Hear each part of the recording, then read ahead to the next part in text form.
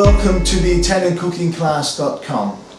My name is Giuseppe, and what we're going to be doing here today is we're going to be cooking a lovely mushroom risotto. Now the mushroom risotto that I do is a little bit different because I don't use any stock and I just use plain button mushrooms, but the way that we do it is we extract the maximum flavour out of the ingredient and maximise what we have, and that way we don't need stock, because with the stock, what I find is with stock is basically what it is protein that's reduced more and more and more, and when it does reduce, it gets quite gluggy and thick, and it actually gets quite heavy to digest. So using water, it makes it a lot better because it is lighter and it's easier to digest, and it doesn't adulterate the flavours any. We're just going to run through the basic ingredients now. There's only 4 ingredients, basic ingredients. It's very simple, and that's how we like to operate with the Italian cooking class, because this way we connect really with the food and the cooking more so than the actual what you're cooking. You're concentrating on getting maximum flavours and dedicating a lot of love to the beautiful food, and that way it comes back to you. So firstly, just the simple water that we have here. The water is just from the tap. You can use any water you like. It does have to be hot though, so that it doesn't craze the actual kernel when it's cooking, because the kernel is actually being braised in the pan to incorporate all the flavours that are actually in the pan that we're going to braise off first, and then you add the water. And if the water is not hot, it'll actually microscopically craze the kernel, and then what will happen is that the starch won't be released evenly, and it'll give you a different texture to the kernel, to the rice kernel. It won't be as even in flavour, so it actually won't be as creamy. But anyway, that's with the rice as well. Then what we got is just some simply some onion and garlic. We come across here to some really nice beautiful zucchinis, some arborio rice. Now depending, if you use cannaroli rice, it's even creamier still. It has a stabilised starch. It's aged a lot longer. But for the sake of the exercise, we use an arborio rice, which is good. It's a little bit more forgiving. And again, if you add the hot water or stock, you can use stock if you like, folks. There's nothing wrong with that. I prefer water, and it does make it a nicer, creamier flavour. And then we come across here to the button mushrooms. Just beautiful plain button mushrooms, fresh. We're going to cut them really thin, and that way we can cook them off quite nicely. And the importance of having a well-cooked mushroom, because it does extract the most flavour. That's the secret to it. You can use porcini mushrooms if you like. Again, that's a different flavour. I like to use the button mushrooms and maximise the flavour. Cook them so you get, because there's so much water content in mushrooms, they do need to be cooked well. That way you extract most of the moisture. Then you start cooking the pulp, which has all the flavour, and it becomes more flavoursome as you cook it somewhat. So we're going to get into it now. We're going to cut up the ingredients, and we'll be right back shortly. Thank you. Now I'm just going to cut up some of the ingredients just to show you how I do it quickly and the size of it. That way you can see the technique in it, exactly what I'm doing. It's very simple, it's not difficult, but that way just to give you a little bit of a hint on just how to do it a little bit easier. And then what I'll do is I'll cut them all up, and then I'll come back and we'll put them all together. So firstly I'm going to do the onion. I mean, you know how to peel an onion.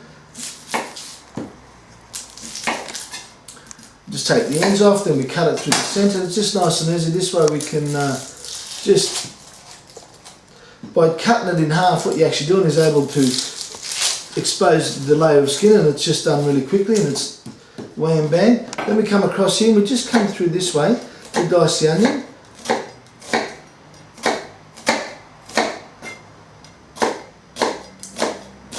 It's always important to keep the fingers behind the blade. That way there's no chance of getting cut. It takes a bit of practice. Once you have it, it just makes a beautiful, beautiful way. It's just so easy, just so quick. Then we come across this way. Come across we come horizontally across the verticals that we've actually put through the actual onion itself. And then we just come down this way. And then we have the small little dice. It's actually called brunoise, and they're about 3 millimeters in size. We come down through the actual onion like that, nice and easy and simple, and that way just nice and ready to go. See, there you go, it didn't take much at all, that did it. So we'll just put that in there like that, make a bit of a mess. You know, my restaurant kitchen was really, really messy all the time, but boy, it was clean. And they reckon a messy kitchen's a good kitchen, and we used to get a lot of good accolades. It was quite a lot of fun. The restaurant, beautiful. I'll just clean this up over here. Oh, we can just put it over there for now. It doesn't really matter. So now we're going to do the actual. We'll take a little bit of the onion off the actual board. That way we're not contaminating the ingredients. So we take off the onion, we take both ends off, sorry, the zucchini, we take both ends off the actual zucchini, we cut it straight down the centre, then we cut it down the centre again, which is makes it in quarters, lengthways. Then what we do is we come across and we cut it at about 5 or 6 mil sort of spaces. And this way we're getting a nice piece of evenly spaced zucchini there, evenly cut. It's another zucchini there, another ingredient. Now what we're doing is we're doing the mushroom, and it's just very simply, just thin, just some nice thin slices. Turn it down on the flat part that you've cut and come back across that way. And we'll have a good look at that. You can see how actually quite thin that is, and compared to my finger, look at that. And compared to the actual blade of the, see how close it is, the blade of the actual knife and everything, it's really quite thin. So, and it does make a difference. When you get a bit of practice, you can actually cut it quite rapidly and do it nice and easy. But if you can actually just do it nice and slowly, it does make it nice. You just get a nice sharp knife and just come down through that way, just like that, nice and simply and slowly, and back that way as well. Now, then that's the mushrooms. I'll put them in here. It is important to always sharpen your knives before and after you actually cut things. So just a nice forward, downward blade. It's motion with the blade. I'm actually going to be doing some sharpening techniques as well. There's some videos with that, just it goes into some detail, but just for the sake of the exercise, just do it. That's why I had it there on the side. And now we're going to do the garlic. Now the garlic is something that I cut thin, and I add it at the end of the actual the dish, just before I look, you know, probably a couple of minutes towards the end of it before it's completed its cook time. Now the reason for that is because it doesn't actually overcook the garlic and burn and taint the actual dish itself. So we keep it nice and soft, and it does cook beautifully as well, and it does flavour it with a light hint of garlic. I've got a bit there, I'm not going to be using it all, but what we do here as well is just some really thin slices. See, I didn't even take all the skin off on that one, but it's come off now, so there you go. As you can see, they're just really thin, paper thin slices. Not sure you can see that there. And that's wonderful there, and we'll do the same over here. Just hold the garlic down that way. And that is just super thin. It's like the mushrooms, even thinner, obviously, because it's a thicker pulp. You're actually able to cut it a lot thinner. There we go. And we'll just put that in a little container here, ready to roll. And we can add all that together. Okay, so what I'm going to do now is I'm going to cut all the ingredients, get them all ready. I'll have them all out on the table, and then we'll start cooking. Thank you very much. We've cut all these ingredients here before you, as you can see. And what we've got here again is the garlic. We have the oil, which is in the recipe, but I didn't show you because that was just another ingredient, not a base ingredient, but an ingredient. So we've got 4 tablespoons of olive oil. We've got 2 squashed cut cups of mushrooms. We've got a whole brown onion which has been diced. We've got 4 small little coffee cups of arborio rice. We've got 3/4 of a cup of parmigiano. We've got 2 large zucchinis here diced, ready to go, and 1 clove of garlic. Also here we have some salt, just some salt, which is what we use often because salt's really important to cook with. It does extract the flavour of ingredients by drawing the moisture out of it, so it's very important. Now we're going to just go through the process. We're going to heat this up. We're going to add the oil as soon as it gets hot there. And then first thing is that we're going to do is we're going to braise the onions in the oil so it fuses the oil with the onion flavour. Then we'll add the zucchinis and we'll cook them off a little bit, and then we'll add the mushrooms. Here we go, we're just going to put the oil in there now. We'll get that nice and hot. I'll get a wooden spoon.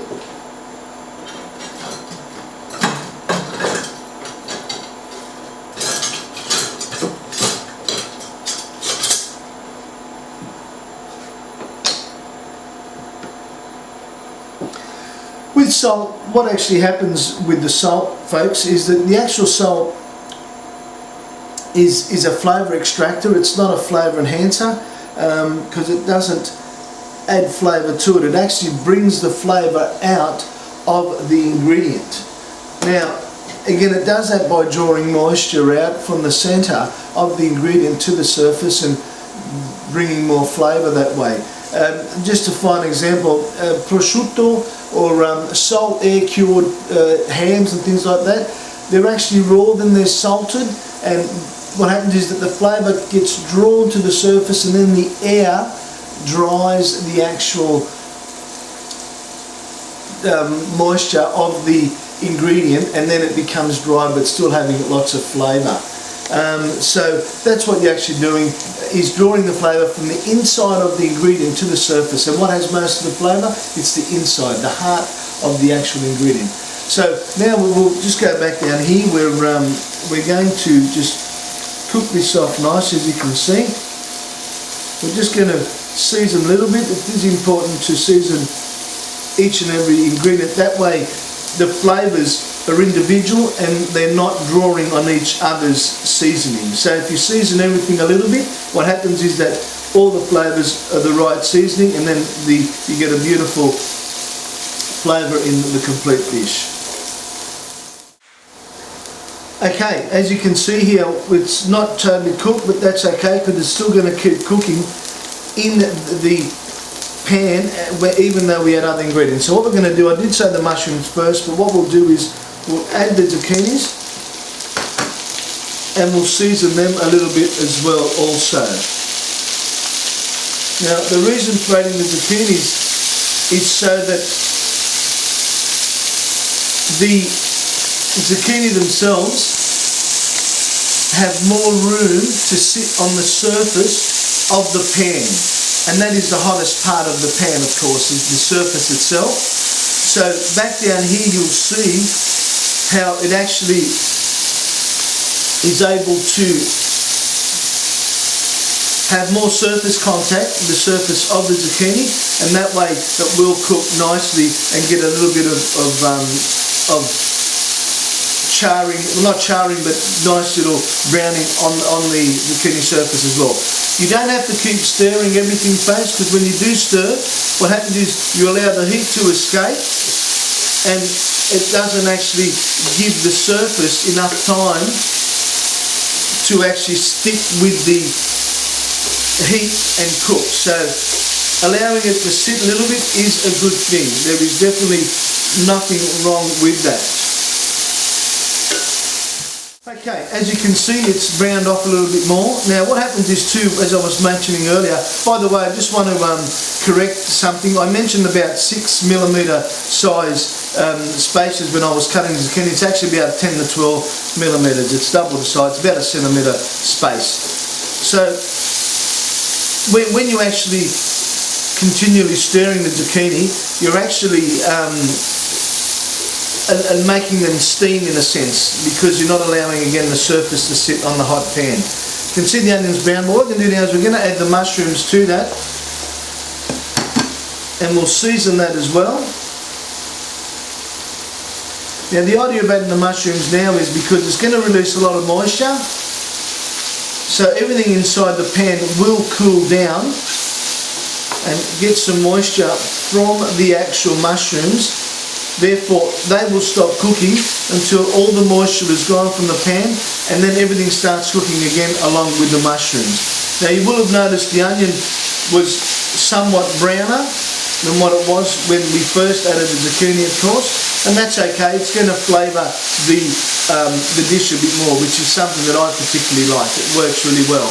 Now, if you didn't want to do that, what you could actually do is add the onion after the zucchini and brown the zucchini first more. The reason why I didn't is because I like the zucchini to retain a bit more texture. So that's the main reason. A lot of steam coming up here. We're cooking with steam, folks. Electricity, actually, they say gas, but... So, this as you can see down here now, the heat is quite heavy. Sorry, quite high. The heat is quite high here. And we are now stirring it,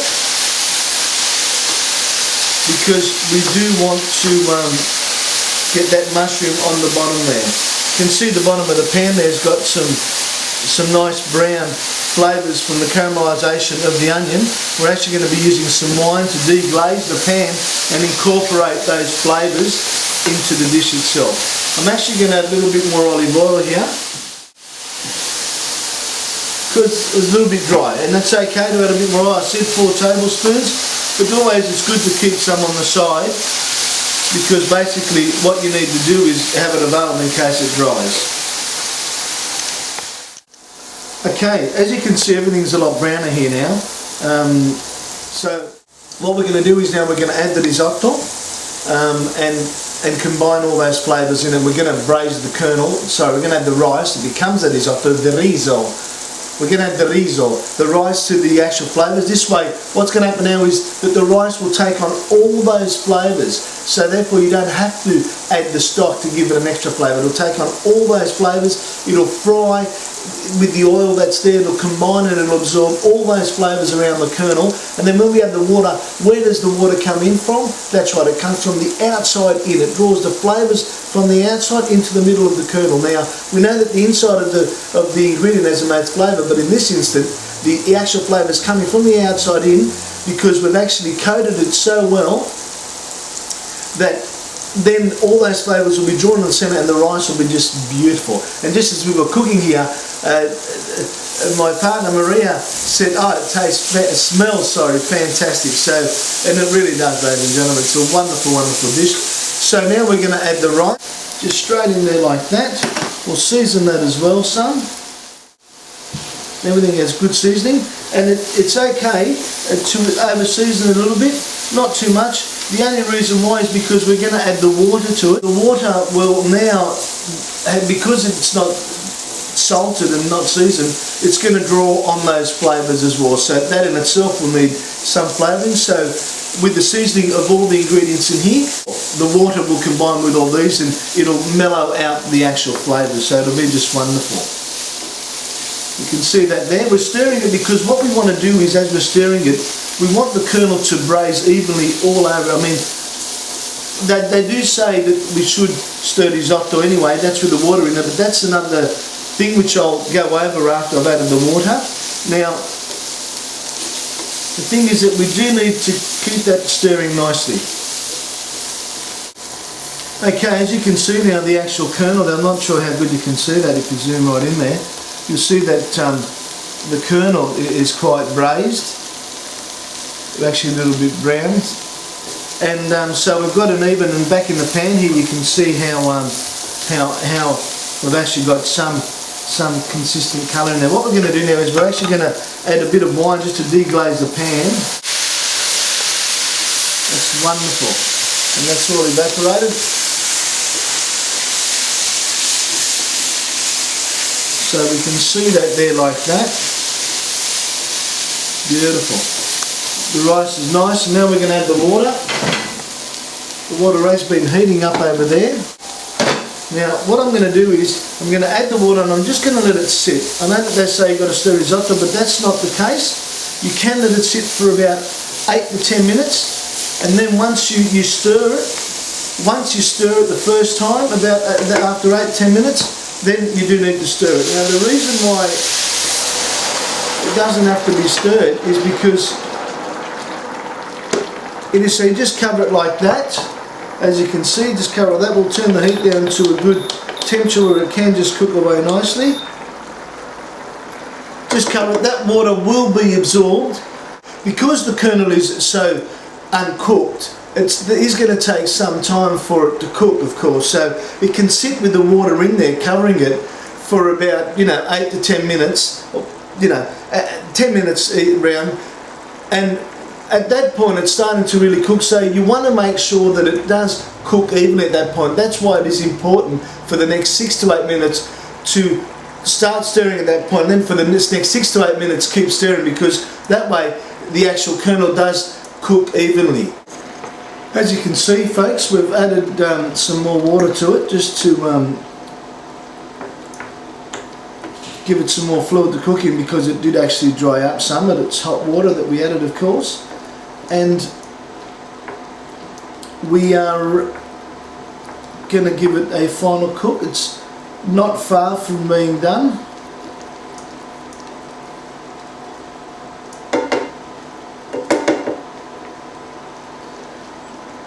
Can actually add the garlic in now. I could have added it in with the actual, when I was frying off the last bit before I added the water, but I like to put it in now. You can put it in when you're frying it, but just this way it's not too intense, the garlic. It's just a nice flavour.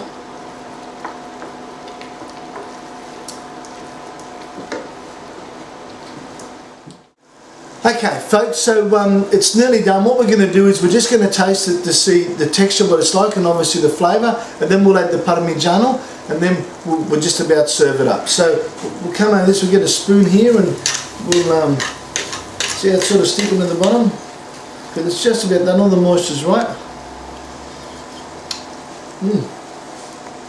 Very hot, very nice. We can actually cook another 2 minutes. Got a bit more water. There we go, and that will just do it beautifully. If you come in close, you can actually see how it's just a little bit uncooked. The rice kernel is actually still a bit opaque, not so translucent. We want it to be more translucent. It's still a bit white in colour, so that's why you can tell that it needs a bit more cooking. It hasn't been quite 18 minutes, but it will be very soon. But at this point we can actually throw in the parmigiano anyway. So we'll throw that in there like that. We'll just mix that through beautifully.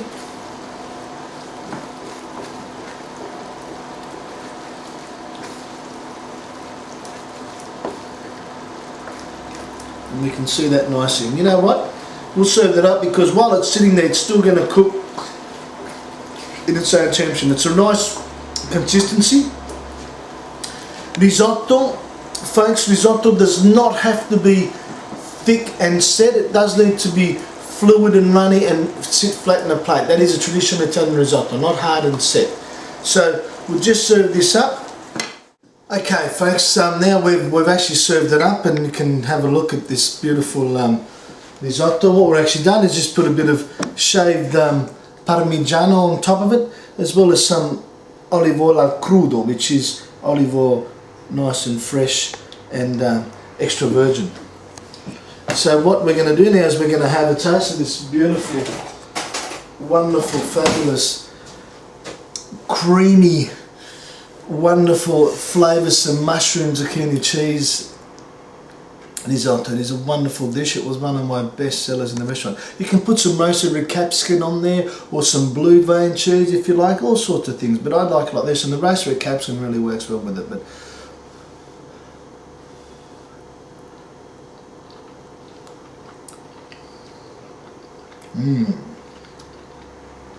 buonissimo, è proprio al dente. It's perfectly cooked. It has a beautiful mushroom flavour that comes through with some hint of cheese, a dash of garlic, and the oil. The olive oil is really, really flavoursome and comes through as an olive hit, which you can add olives to it if you like. But again, it's all a combination of those beautiful flavours. And excuse me, sorry. And when you bite into a piece of zucchini, it just bursts into your mouth. Folks, excuse me, it's great. Thank you for joining the ItalianCookingClass.com. Buon appetito, arrivederci.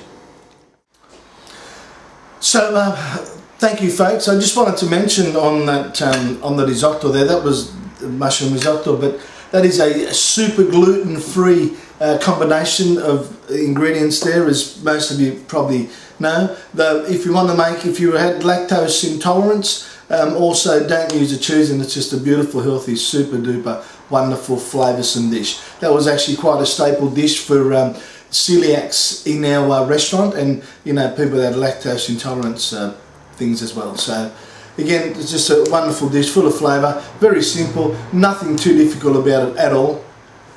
And you can see we've just finished it all. Sorry, that was another break, but really nice and wonderful. Again, thank you so much for taking time to view this video at ItalianCookingClass.com. Buon appetito e arrivederci. Grazie.